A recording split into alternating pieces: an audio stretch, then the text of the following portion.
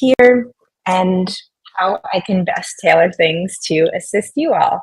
So I've got both of my cats who are using the buttons currently here and ready. So as you all are introducing yourselves, thinking of questions, what you want to get out of today, I'm going to go ahead and give you some live demoing. So Katie pressed wet food and kibble. She's now sitting next to her puzzle because I didn't respond fast enough since I was talking to you all.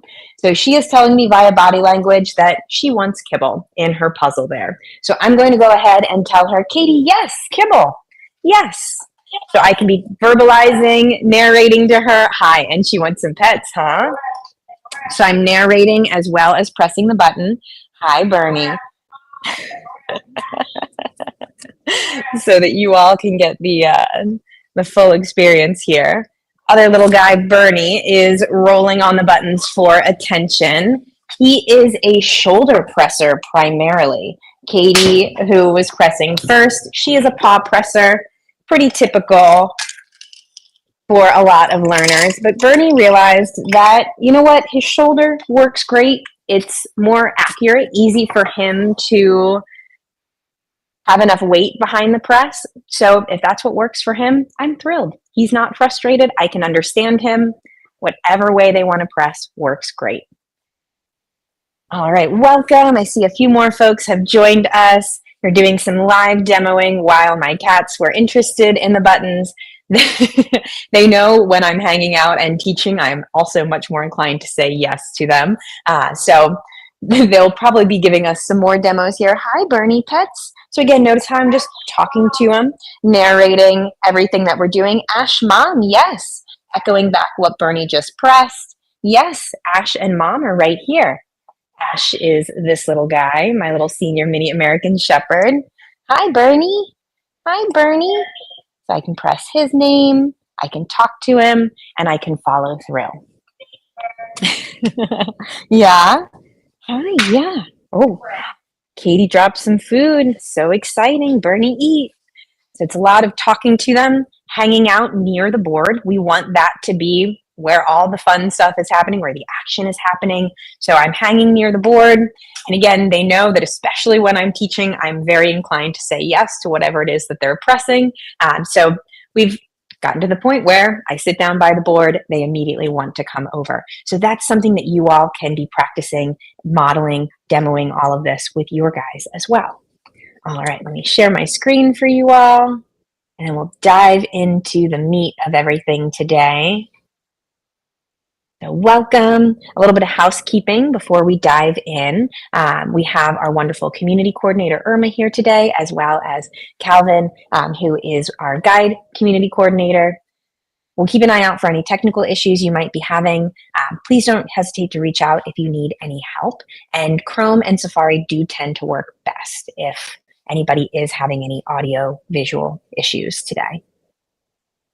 And on the agenda are our introductions, which you all are doing right now. I'll introduce myself in just a moment as well. And then we'll chat through the keys to button teaching, modeling first words, and target training. This is an interactive discussion, so feel free to ask questions throughout. In the chat's a little bit easier for me, just so that I can keep track. We can tie it in when it's most relevant, and then we'll share additional resources and have more time for Q&A after as well, if that's helpful for you all. And if it's easier to talk through any questions, we can do that at the end. All right, so who are we? In addition to having Calvin and Irma here, my name is Morgan Krug. I'm a certified dog behavior consultant. I've been working professionally with animals for going on 18 years now, and while I'm best known for teaching my blind cat Jasper to use the buttons, who's pictured here, I've had multiple successful dog learners, a border collie who got her start 4.5 years ago, my little senior guy, Ash, who you already saw on screen, and then I have my two now 1-year-old cats, Katie and Bernie, who Katie is visually impaired and is able to use the buttons no problem as well. And Bernie has a close-up on the next slide, and you can see he's only got one eye, but able to, again, use the buttons no problem. So I'm excited to make this work for you all, tailor it to your learners, what they're interested in, that fun stuff. All right, and there's little Bernie. So a bit more about us. While Alexander Rossi and Christina Hunger were using buttons previously with their learners, FluentPet is the original button teaching system. And our mission is to figure out how to teach dogs, cats, and the other animals we share this planet with how to talk or an approximation of it. And we believe that pulling this off will take a village, a community that can develop and share button teaching tips and tricks and work together to discover the most successful button teaching approaches. So that's where you all come in. Our success in this mission entirely depends on your success with your learners. And the more of us who are able to progress, the faster we can figure out just how far all this can go. And for anyone wondering how far can all this go, we think this video really helps paint a picture of what's possible here. And I'm going to follow through with Katie's pumpkin requests that are happening in the background here while this video plays, so don't mind me. The foundation for getting started with buttons is just a desire to connect. I can't remember the exact order, but I think she pressed stranger mad, and I was like, what does that mean? And then ouch paw. And then she came over to me and she put her left paw in my hand, and I was like, okay. And I looked between her toes and she had a foxtail stuck between her toes. This was the stranger in her paw. She's got a mat between her toes. And it's not just Bunny who can do these amazing things. I mentioned my blind cat, Jasper. She was able to request medication multiple times after having an eye procedure with eyes help or some combination of that. And it's not all medical related. There's lots of fun examples too. One of my favorite early ones was with Scout, a Catahoula mix, who would repeatedly combine water and bone. Took us a little while to figure out what she wanted, but it was ice cubes. So she got an ice cube button and was able to advocate for herself in that way. So it really is amazing how creative they can be, even with a limited vocabulary. Or, getting more specifically into what they're into. I don't know how visible it is in the background, but Katie is chowing down on some pumpkin right now. Never would have known that she was so into pumpkin. I think it helps her tummy feel better too. So she requests it usually about 4 times a day on multiple meals or just by itself. Let's see. And Nova, welcome to you. And Chupacabra, Pit Cattle Dog Shepherd Mix, sounds aptly named. Almost 5 years old, been with us 6 months. Nice. Highly anxious, reactive, and I think buttons will help with communication and confidence. Yeah. Have buttons but not started the journey yet. Awesome. Thank you for all that great information. Ash, eat pumpkin? I'm shocked, buddy. You never want to eat pumpkin. Good boy. I think we're Resource Guard eating the pumpkin more than anything else. So whenever possible, I do like to bring things specifically over to the board to reinforce them. So that's part of why I brought the pumpkin over to Katie there. And with her being low vision as well, I think that really drives home, all the fun stuff, again, is happening here at the soundboard. That's where food will appear. That's where, then you can then go outside. That's why outside is a bit tougher, right? We're then moving away from the soundboard, but, bringing toys over to play by the soundboard as well. And that way, the faster you can say yes and follow through, the more they're able to make those connections. So again, we're going to be talking to them all throughout. That's our first step with modeling, just focusing on verbally. We can be specific with our language. I kept a list on my fridge of everything that I was saying just to get an idea of the language I was consistent around, what was easy for me to talk to about with my learners, and if they were excited about it as well, then it went on a short list as a potential button. And then once you're ready to put the buttons down, since this is how we're teaching them what these concepts mean if they don't already have the vocabulary, we want to pick buttons for which you can say yes to their press. We want to capture that excitement, their enthusiasm around the board, and teach them that this is an amazing tool that they now have available to them. So once the buttons are recorded and down, 3 simple steps. 1, push that button. Again, the easier it is for you to say yes and follow through, the better. Then step 2, follow through. Show them the meaning of the word. So by making it happen. So Katie was pressing pumpkin. I hopped up, grabbed the container of pumpkin, brought it right to her, told her pumpkin. I can press that pumpkin button as well and really drive it home for her. And then step 3 is repeat. It's a lot of repetition, especially early on, while we're helping them understand that different buttons mean different things and that they have a consistent outcome each and every time that individual button is pressed. So I have a video for you of what this looks like with Kelly and her learner, Delmer. This is the first 24 hours that they had buttons in their household. So know that she's talking to them all throughout, but I just want you to get an idea of the frequency that she's modeling and following through. And for her, she works from home, so she was able to do this throughout the day. But whenever you are available, have the time and the energy, hanging near the soundboard, narrating what it is you're doing, following through. Puzzle. O-tag. O-tag. O-tag. O-tag. O-tag. Puzzle. O-tag. Pet. Puzzle. O-tag. O-tag. Pet. Puzzle. Puzzle. Yes. Puzzle. More Beautiful puzzle? accidental Puzzle. press. Puzzle. O-tag. Accidental O-tag. presses O-tag. absolutely Puzzle. count. O-tag. Puzzle. O-tag. O-tag. O-tag. So again, a lot of repetition, especially early on, again, while we're helping them understand that the buttons have a consistent outcome each time and that there are different outcomes depending on which button they're pressing. So if hanging around naturalistically modeling, if that looks like too much work, if it doesn't feel like hanging near the board is an option for you, we also have rapid modeling. And I love pairing these together too, depending on what the button is that you're pressing. In this example, it's a food button, which Katie is also pressing her food button for wet food now. Hi, yes, wet food soon.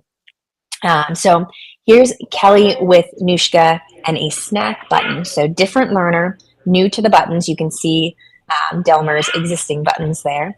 So she's pressing snack. She's then immediately delivering the food.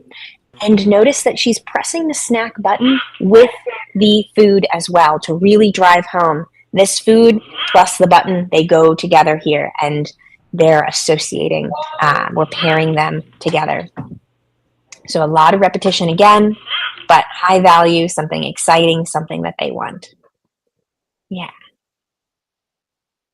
Hopefully that helps. So modeling throughout the day whenever you can, as well as that rapid pairing. And it can be with a play button if they're really into play. And if you have a learner that is willing to chase a toy, a lot of cats in particular, having that play button out, dragging the toy across it so that they might have an accidental press that you can capture. And then, play, and keep playing with them after that press. All right, so the other piece of this is choosing first buttons and words that are setting you and your learner both up for success. So what's going to be easy and convenient for you to model throughout the day, motivating and meaningful to your individual learner so that they want to press the buttons. And so that when you press a button to model, they're like, oh, hey, what's going on? So motivating and meaningful, easy and convenient for you to model and say yes to. Wet food. Speaking of, I should probably go ahead and say yes to this so we're interrupted less. Yes, wet food for Katie. And part of why I'm saying yes to this is because it is mealtime for her. Hi, you were napping through your late lunch, or your early lunch, I should say. Yes, wet food. Yes, so easy and convenient. In this case, I already had this meal pre-prepped for her. So very easy for me to say yes. I brought it to her, but I'm still then going to put her up in the feeding station since my dog would be very interested in the food and I don't want to create too much competition there. So easy, convenient, motivating. Clearly, food is very motivating for Katie. And concrete or actionable. I don't know if any of you heard while I was teaching a few minutes ago, Katie pressed the neighbor button. And I'm not sure how to respond to that. Is she referring to a neighbor that she hears outside? Maybe. Is she requesting outside in a roundabout way? Maybe. Is she just looking for my attention? I don't know. With the abstract buttons, they can be a lot more difficult to follow through on and to understand what it is that they mean by it. So neighbor is not a concept that I've had a chance to work on a lot with Katie yet. However, my dog, similar to Chupacabra, who is a environmentally sensitive border collie, very much wants to know if somebody is a friend, a stranger, a neighbor. She wants categories. So that's why I'm not sure how to respond when a newer learner presses it, right? So the easier it is for you to follow through with and the more concrete, actionable that the button tends to be, the faster they tend to make those connections on average as well. And because the soundboard itself is an abstract tool that they're learning how to use, if we start with too difficult and abstract of concepts, that's again going to potentially slow down that learning process. To be working on an abstract concept with an abstract tool, that's tough. But if they press pets, something very concrete and actionable, yes, you want pets for attention, yes. We can tell them yes, we can follow through. Hi, Katie Cat Pets, yes. Yeah. Pumpkin. You have Pumpkin, it's right there. And they do take longer than we do to process, so giving them a chance to think through everything. Let me show you where I moved your pumpkin to. Yeah, hi. Hi. Katie wants pets and Scoop. There we go. I was waiting for her to assent to me scooping her there.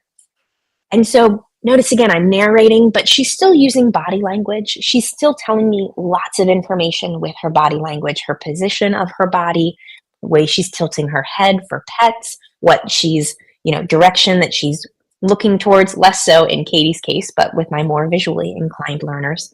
So it's not an either or, it's always an and. The buttons are an opportunity to connect and for them to be really specific and precise in what it is that they're motivated and interested in.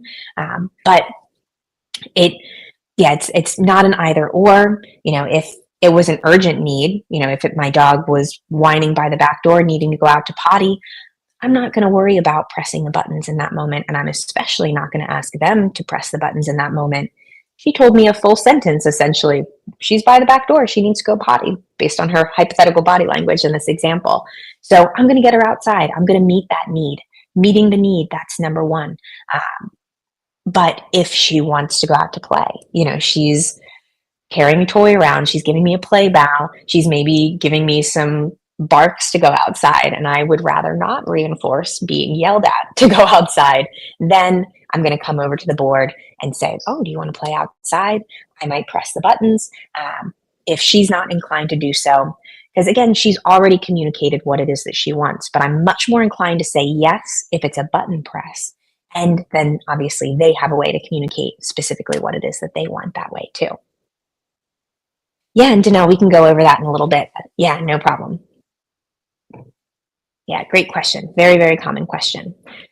So as you're going through thinking about starting buttons, again, we want to start with more than one button to help them realize that different buttons mean different things. 2 or 3 tends to be ideal for most. But if you've already started with more, great. I'm not here to tell you you're doing anything wrong. As long as your learner doesn't seem frustrated or stressed, keep doing what you're doing. There's lots of ways to have success with this. These are just the best practices that we've developed over the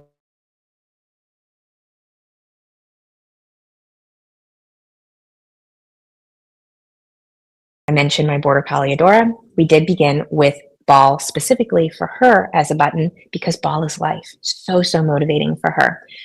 Whereas for the kittens, I began with a more general play. That way we could, play chase games. They can fetch, I can throw things, lots of different variety under that umbrella. So similar, maybe starting with a general outside and then narrating when they're pottying, narrating when you're walking, when you're playing outside. That can kind of be that overarching umbrella. Same with food. We started with general eat, but Katie loves to request her very specific pumpkin. I don't know if you can see her eating up there or not. Wet food, kibble, that sort of thing. So starting general and then getting specific is what tends to work for majority of the learners. But again, if there's something they're really interested in particular, being more specific might make sense. And so when you're thinking about where do the buttons go with all of this, there's change is going to be inevitable with the layout, with the buttons. We want to model any changes that we're making for them. And I'll share with you all a soundboard planning tool and the resources so that if you are the type that wants to plan ahead and have an idea of where things are going, you can. But let your learner be the guide. I had no idea, for example, that Bernie, my one-eyed guy, would be so into adventuring. So we've gotten pretty specific with our locations. He loves requesting going down to the creek near our property. So I've really gotten specific into locations for him and activities, whereas Katie really is interested in a lot of specific food. So let your learner be the guide, and thinking about where's an easy and convenient place for you to be modeling all of this for them. A lot of times people will think about, outside by the back door, eat in the kitchen, play by the toy box, and that can work really well for making the associations initially and for us to model, Ash, come here, and follow through. But they're not able to then combine buttons as effectively, right? What happens when you add a more button? They can press more and outside and food, all the different things. So having a central soundboard that's easy for them to get to, that's easy for you to get to and model. And a lot of them like to watch us while pressing. So thinking about, can they make eye contact? Can they watch us for our reactions? And kind of picking and choosing accordingly. And while you're deciding if it makes sense to just carry the soundboard with you, you can also do that. If you have an office or like an upstairs that you spend a lot of time in, maybe having a mini board there or the main board there and a mini board elsewhere, totally up to you, however you want to do this. And so as you're thinking about motivation for them, you can be thinking about general categories as well.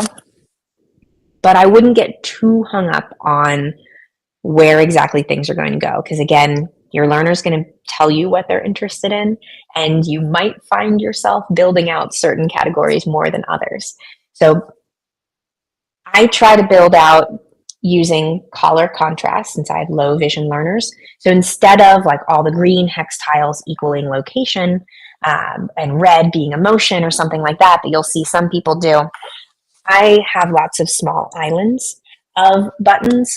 So hex tiles grouped in individual shapes, in unique shapes, so that each island of hex tiles is a little bit separate.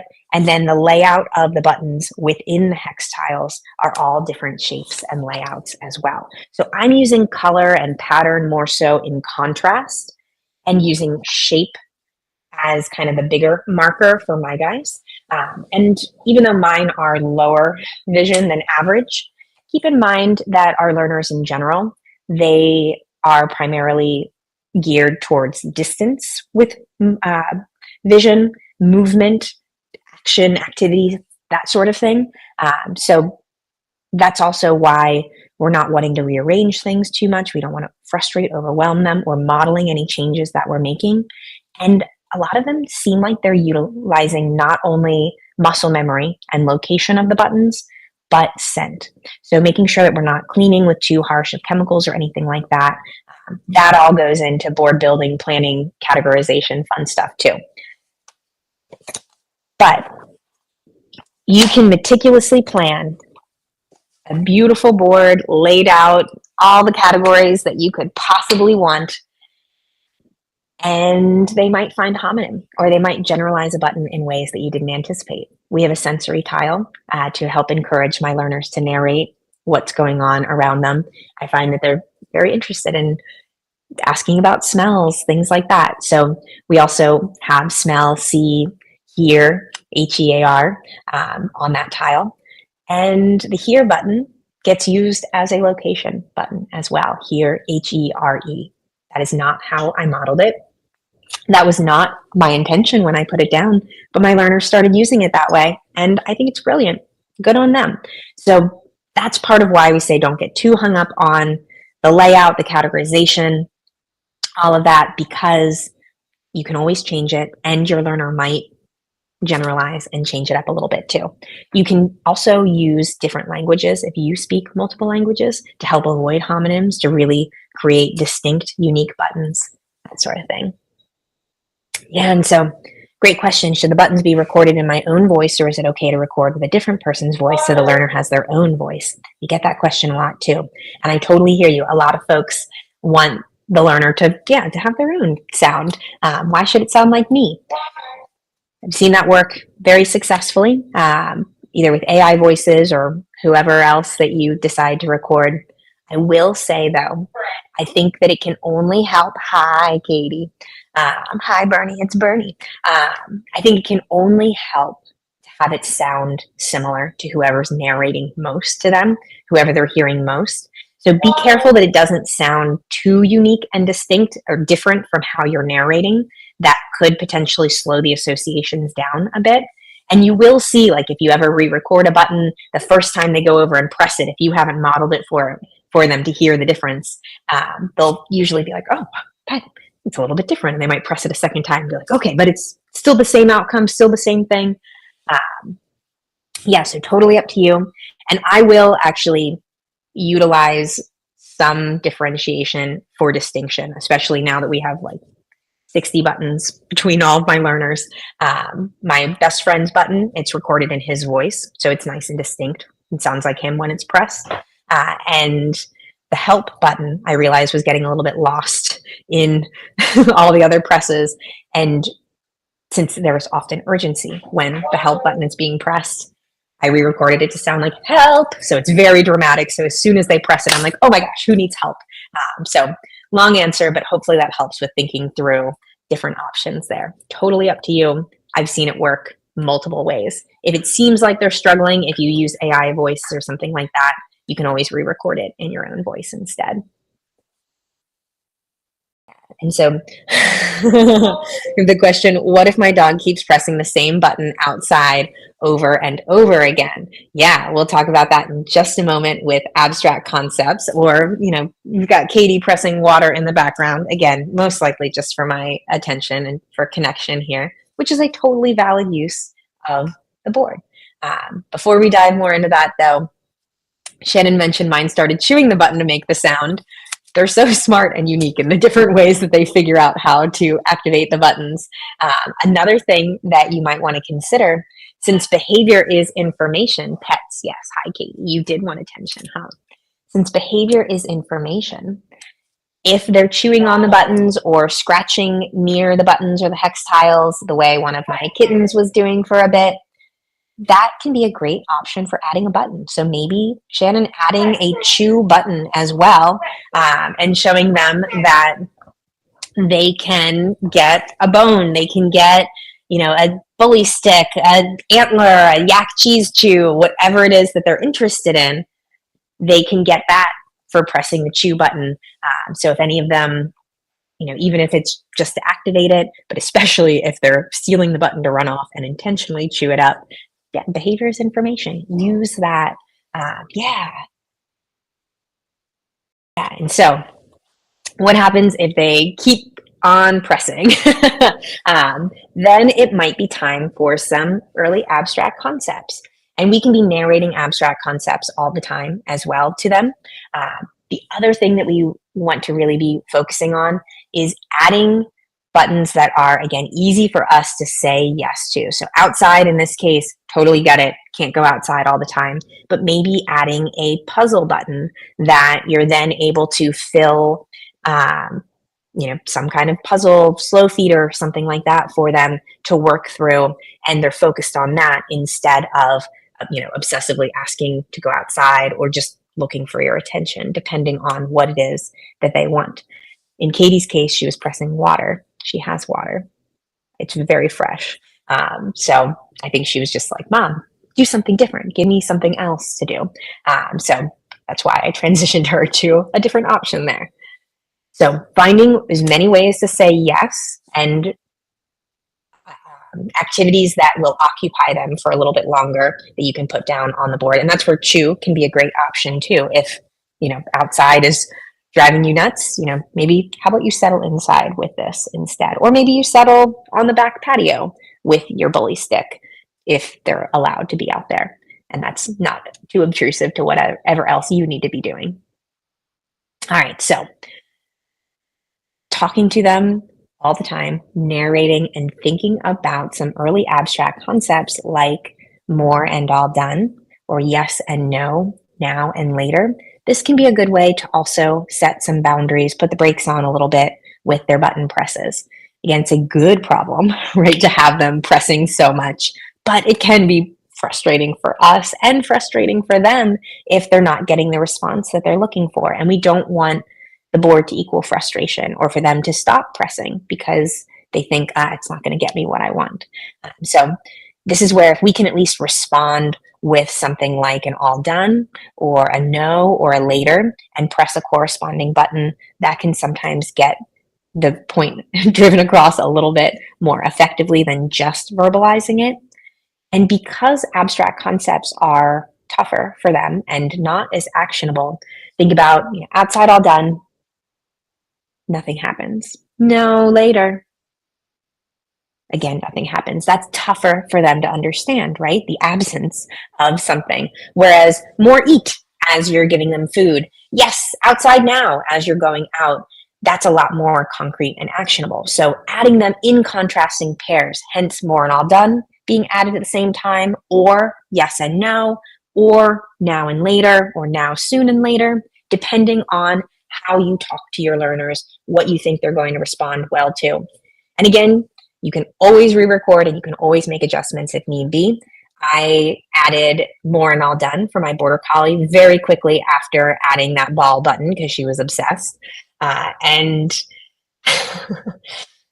realized that the all done was more frustrating for her than just telling her no or later. So I wound up adding now and later instead of the more and all done, since later means yes, just not right now. And that was a far more acceptable answer for her. So again, change is inevitable. Just model any of those differences. And yeah, just accept that if that's not how you're talking about it, or you realize after putting it down that it's just not a realistic button for you to have, that's okay. You can make those adjustments. Yeah, emotions fall into this category as well. So for Chupacabra, thinking about narrating now things like safe versus concerned, for example, or whatever you narrate those as in your household. Thinking about a positive emotion button like happy that you can narrate in contrast to mad or sad or frustrated. Again, whatever it is that naturally occurs to you and your household. It doesn't have to make sense to anybody but you and your learners or whoever else is living with you. And names as well tend to be a bit more abstract, but some of them really enjoy having like a mom button or your name or dad to get your attention. Early on, as you can see, Katie is all about those attention buttons, hi Missy, and having pets some way for physical affection or brush for cats. That's concrete, actionable, but still very motivating for a lot of the learners. Yeah, and so we have another question, tips on working with multiple learners, cat and dog. Yeah, especially if your dog has experience already with buttons and the cat not as much, sometimes starting with an elevated board for the cat and then merging it all together. We're in the process of merging all the buttons together on the floor, but having an elevated button or board for the cat to learn to slowly process on their time, not be worried about being underfoot. And of course, it depends on, how your learners are. But with me having visually impaired learners and having high energy and resource guarding dogs in my household, having that safe, elevated space, that now is their feeding and puzzle station once we ran out of room for the buttons up there, that just kind of gave them a jump start. And then again, thinking about what's uniquely motivating to them. Sometimes, there's a lot of overlap in what motivates them and what buttons that they want to use. But sometimes, hi, yes, Katie Pets. But sometimes they have different specific wants and needs. If your cat is indoor only, thinking about, a button like the brush I mentioned. Brush can be a popular one for cats. Even giving them access to areas that they don't have access to normally otherwise. So maybe a closet button or an open button to give them access to smell, an area that they wouldn't have access to otherwise.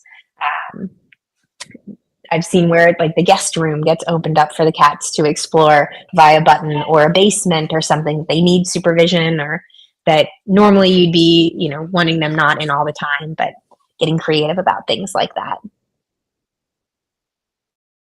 Hopefully that is helpful. And I love it to be abundance. If one presses, Katie's pressing pets right now, but if anybody else showed up at the same time after she pressed pets, great. I'm going to be petting everybody, or at least taking turns switching between everybody. I might prioritize the presser, but if she presses food and the other learners show up, great. We're going to be sharing. It's an abundance when the button is pressed to really help try to motivate everybody to want to press and it to not be competition between them either. You don't have to have separate boards, but you might find it advantageous to have redundancies for the popular things. So pets, mom, play, and food have 2 buttons so that if one is using the other, another learner can press without feeling like they need to be kicking each other off the board. All right. So in addition to modeling and choosing buttons and words that are motivating to your learner, thinking about target training to help connect the dots can be helpful if they're not yet pressing independently. But a lot of learners don't need this step. So no pressure. If they're interested, if they're able to figure out how to press, great. No need for this. But the target training can help them build that confidence, a sense of agency around pressing. It can work on their accuracy as well, maybe as you're filling in hex tiles a little bit more. When we're starting off, we try not to put more than 1 or 2 buttons per hex tile because we don't want them to be overwhelmed or to have too many accidental presses. Even my tiny kittens, I don't like to start with more than 2 buttons at a time per hex tile. But obviously, longer term, that could take up a lot of space. And for a small cat, having the buttons much closer together makes sense, and visual impairment. So now they're getting a lot more filled in, and we can utilize target training to work on that accuracy as well, to work on that eye-paw or eye-nose coordination, depending on how they naturally prefer to press. So I will show you where to find all of these videos in our resources as well, but Irma helpfully linked them in the chat too. So the very first one is with Alexis and Bunny, and a nice shortcut from that video.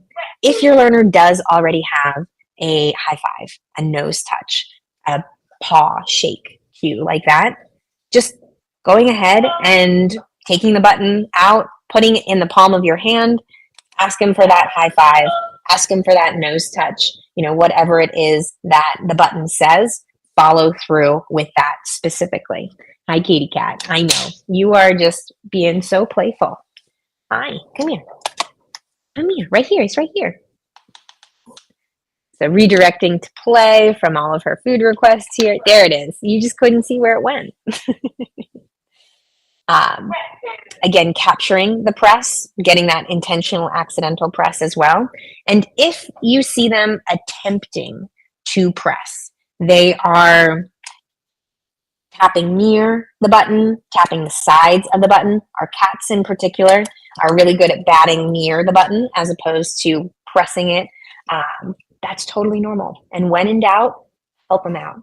Again, I don't want them getting frustrated at the board. I don't want them to think that this is a frustrating extra human step that they need to take now. It should be fun and engaging. So if they're trying to activate that button, they're nosing it, pawing it, go ahead and just help them out. Don't let them get frustrated. Go ahead and push the button. Make sure that it's the button. I don't want you pushing their paw, their nose, their neck, head, shoulder, anything like that. There's no muscle memory involved if we're doing it for them. So as they're trying to activate it, if you can time it and push that button at the same time while they're trying, that can drive the connection home really effectively to get that tactile feedback of the button moving under their paw or nose, feeling the vibration if it has the speaker in it, seeing it light up if it doesn't have the speaker in it and it's one of the connect buttons instead. So thinking about that. And then the next 2 are cat-specific or small learner specific, really great options as well that I'll show you where to find in just a moment. I know Katie is on one today. She is very, very chatty. Come here, miss. I say today like she hasn't been increasingly chatty as I teach lately. All right, so resources. Community.fluent.pet has 4.5+ years worth of information on here now. So we've got start button teaching. If you're the type that wants to read through in-depth info, this is for you. Check out announcements, community events, keep up with stuff there as well. FAQs, same thing though. If you want to deep dive, that's for you. Underneath of the button bootcamp section that is just for folks like you who have attended bootcamp, we've got events where you can find more upcoming bootcamps, lots and lots on the schedule there. We'd love to have you again. If it would be helpful, if you had to miss part of today, if you have a household member that you think would benefit from bootcamp, please, would love to have you. I can talk about buttons all day, as you all are probably realizing. You can also switch this to past and see the previous options there. Katie Cat, hi. Katie's saying water. How about you were asking for pumpkin? Look, here's your pumpkin. Here's your pumpkin. So, got future boot camps. We also have mentorship calls. The next one is just in 2 days on Sunday with Janine, one of our guides. These are free ongoing calls that are a way for you all to chat through how things are going, get more help with specific options too, if there's anything specifically that's of interest. I think we need to get a few more up on the schedule here as well. I teach some as well of the mentorship calls.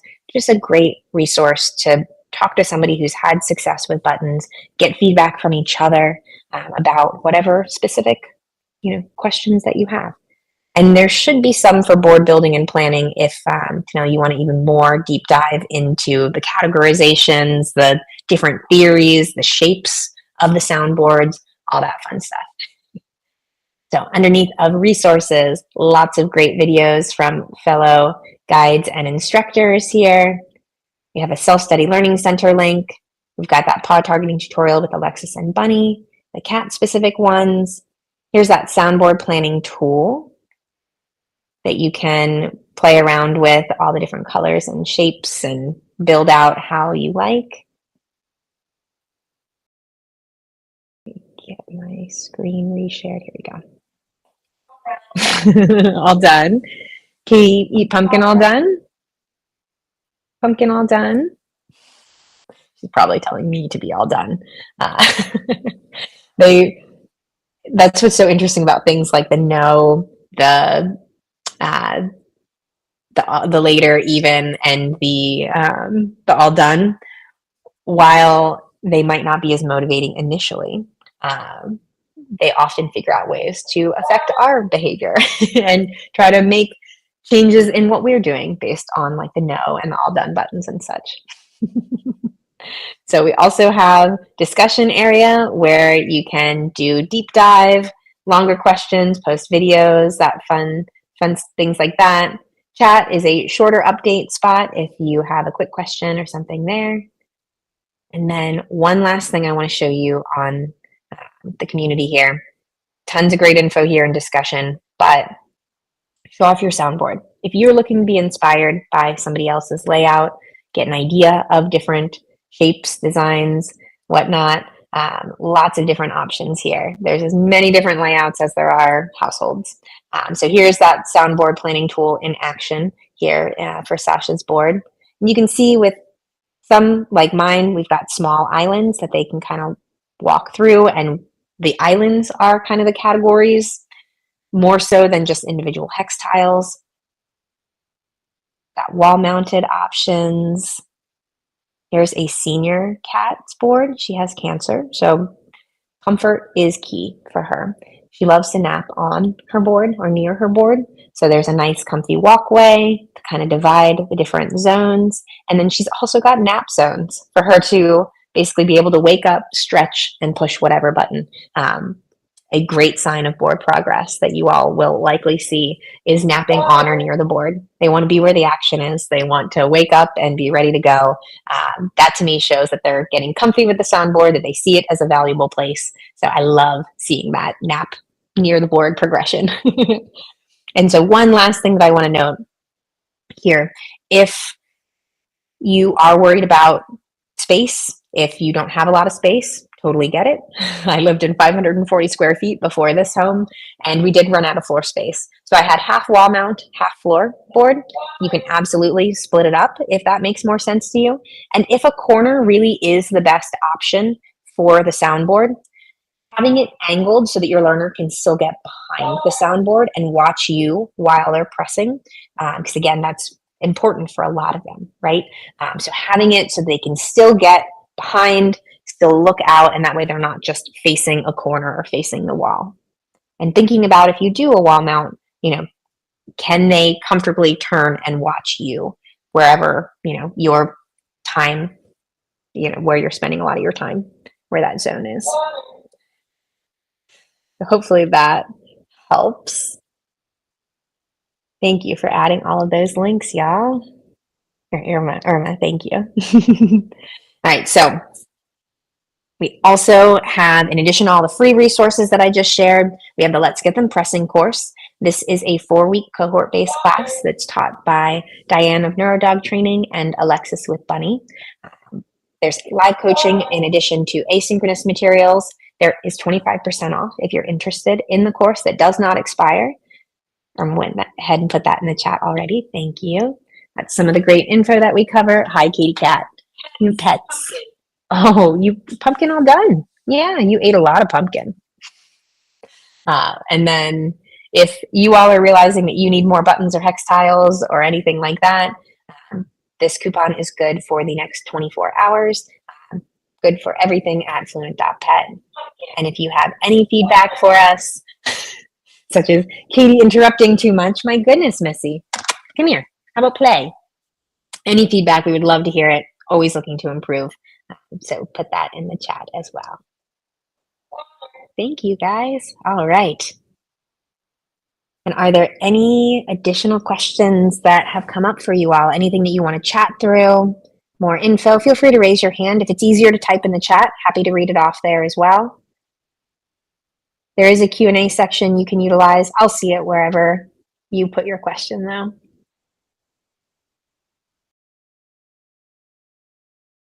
And if there aren't any questions right now, that's no problem at all. That's why we have our ongoing mentorship calls and why we have our discussion and chat portion of the community, so that when the questions come up, you're able to ask then.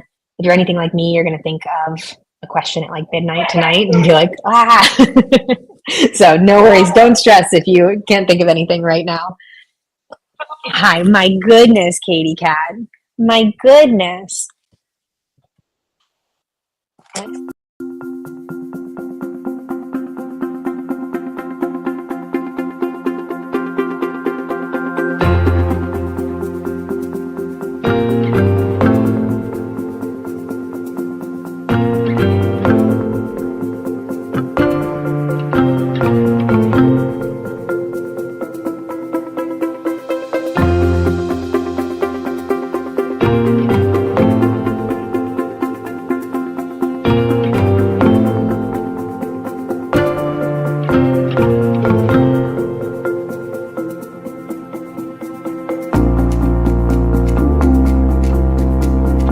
Play. Hi.